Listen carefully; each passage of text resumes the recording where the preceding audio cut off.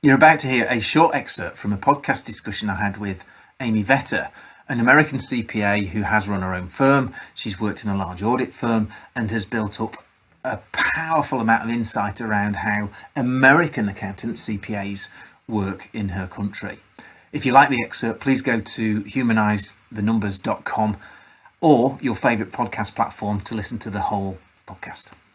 There's plenty of work to go around. This isn't about scarcity, and too many times I think people have that scarcity mindset. If you really drill into it, you start being seen as an expert and people look for you. So your type of client comes their way, they're going to send it to you. When we're in an accounting firm, that becomes a little bit harder because of this friction between other departments that might be serving other types of clients that still need to be serviced in the type of work that you're doing, but that's not the type of clients you want to take.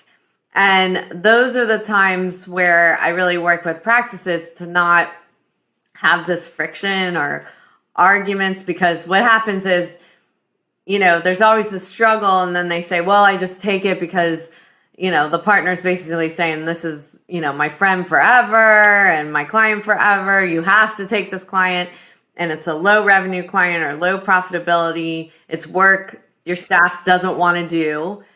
And so there's this friction, and you really have to solve it. You can't just ignore it. And you do have to speak up and educate. So a lot of times other departments in the firm don't even really understand what you're doing, and because you haven't really taken the time to educate the firm on the work that you do. They are going to assume it's write-up work. They just are. Because that's the only thing that they see comes in order to get the tax return done. So going around and educating the firm on the types of clients you're working for, giving them examples of the type of work that you're doing, your pricing packages, what is the minimum price that you take a client? If that client does not come in at that minimum, what are you going to do? How do you go and talk to the partner group and say, let's come up with a solution for that group of clients?